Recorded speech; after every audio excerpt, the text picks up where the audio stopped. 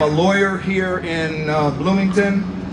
I am a deacon in the Episcopal Church, and I am the chairperson of the Legal Redress Committee of the Monroe County branch of the NAACP.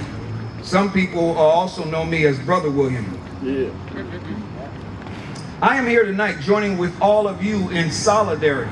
I call it solidarity, S-U-S-O-U-L, solidarity. Amen. In opposition of many things that this administration has done to whittle down and erode our time-tested and vital rights of free speech under the United States Constitution. Yeah. But I want to start off with something that's very important to me.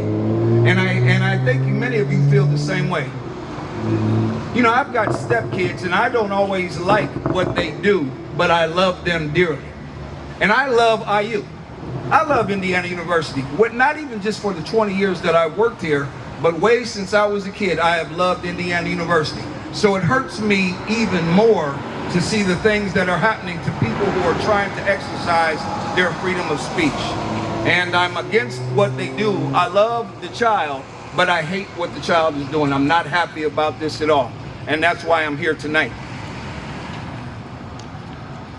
I was given something tonight by my good friend Bill, because I forgot what I wanted to bring. But I want to tell you a short story. And just give me a few minutes of your time. A couple weeks ago, I was down in the basement and I found a piece of jewelry from my mother who died in 1996. And I took that little piece of jewelry and I went to go smell it to see if I could still sense the fragrance of my mother. And my mother's fragrance was still on that piece of jewelry. And as I was doing that, I was thinking about things that we lose the fragrance of. And I appreciate being here with all of you so much because we can lose the fragrance of freedom. And there's a fragrance of freedom, a fragrance of justice, a fragrance of all of these things that makes IU important to all of us. And I think if we're not careful, we can lose these things. So I think everyone here should continue to be encouraged to be here every Sunday that we can be here, because we are the obstacle between having the fragrance and the fragrance is gone, the fragrance of freedom. So I just want to take a few more minutes and then I'm going to go ahead and pass the mic around. On Thursday, April 25th, I was right there at Dunn Meadow. I was standing right next to Professor Ben Robinson as he was speaking with somebody from the administration. I need to act this out a little bit. Hold this, sweet. I need to act this out a little bit. Ben is talking to a woman from the administration. And Ben is standing here and they're talking, and the woman from the administration goes over the little bridge. And she talks to some administrator. And then they do this and they're surrounded by police. And then the woman comes back to Ben, and then they're having a conversation. And then Ben lays something on her, and then she's got to go back. And she goes back, and she's talking. And then she gets an approval for something, and then she comes back to Ben. And this goes back and forth and back and forth. And at the end of this conversation, I was standing right next to Ben with 3 of my interns, and there was no way. Well, first I want to go back. So they're giving Ben these little pieces of paper, and they're telling Ben about the midnight meeting that had occurred. There was no notice of the meeting.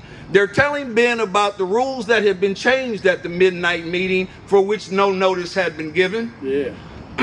They're telling Ben that these little flimsy pieces of paper that they're handing out to the protesters now is notice. And nobody's paying attention to these little pieces of paper the size of a matchbook. This is the notice to be off the campus. And then they got these little flimsy ASS signs, and they're telling people that you got to get off the campus for these signs and these little pieces of paper. Now, at the end of that conversation, it was very clear to me that no one was going to be arrested that day, that there were not going to be any police, there weren't going to be any riot guards, there weren't going to be any snipers, there wasn't going to be any danger to any of the students. It was possible that they might ask them to leave that night at 10 o'clock or 11 o'clock, but there was not going to be any danger that day. So my students and I, we left Dunn Meadow to go have lunch or do something, talk about what we saw and process it. And I'll be damned, but about a half hour after they left, they unleashed the guards, and they unleashed putting the snipers on the rooftop, and they unleashed all this crap on these students. And that's all there were out there were students. And it was a shame. The next day, Friday, after the aftermath of that first day, my wife and I, we went on out to Dunn Meadow in the evening, and it was just as peaceful as can be. I mean, there were students singing, there were students sitting in a circle, Jewish students, Muslim students, Christian students, they were praying. We just talked with students about their ideals, about what the protests meant, about their families. There was no indication that anything was anything but peaceful that night. Now, the only ominous sign that was there was when my wife and I went home, we passed the Mormon church on the east side. And there were about 3 dozen solid black cars from the state trooper waiting. And on the yard from Rogers Benford Elementary School was a black helicopter. So we're thinking, in spite of all this peace and all of the great actions and all of the great communications taking place on Dunn Meadow, we're thinking, oh, sugar, something can still happen. So here comes Saturday morning. What's the date, sweetie? The 27th of April. And now my wife, she is knowing that something's getting ready to go down because all of those police have left the Mormon church parking lot and they're all gathered around. And my wife is going down to Dunn Meadow and she's concerned about what's going to happen.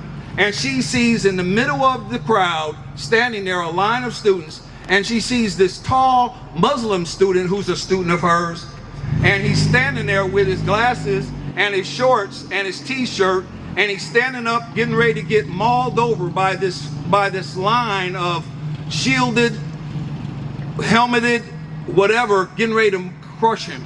And so my wife runs over just so he won't be alone, and just so he'll be protected, because that is her vow, to protect her students.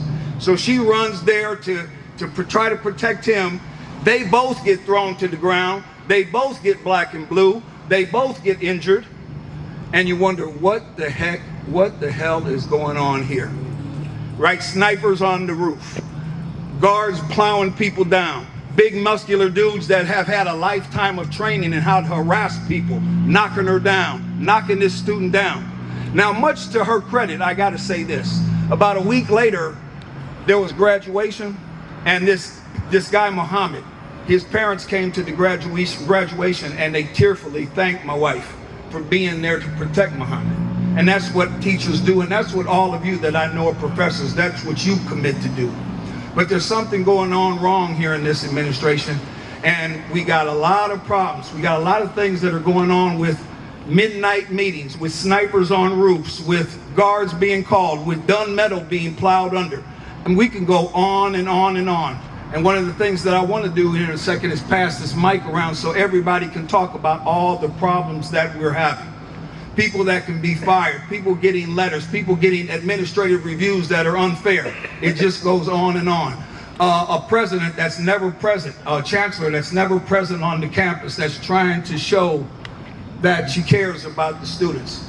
And it's very easy to come to an understanding and a belief that she doesn't care. So anyway, I could go on and on, but I want to, at the end of this, I want to do something. I was telling my wife about it.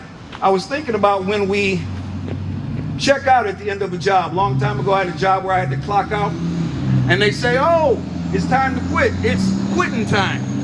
But I was thinking about, we have this thing called witting time. You know, snipers on the roof. It's witting time. And police across the yard. It's witting time. And freshmen getting knocked down. It's witting time. Free rights going away. Well, we'll get back to this. We're going to practice this a little bit. But we're going to go back to this. Let's get arm to arm and let's do some witting time a little bit later. So I'm going to go ahead and step back now. Thank you for letting me work up a sweat. Thank you, brother. Is there anybody else? I'll pass this mic around.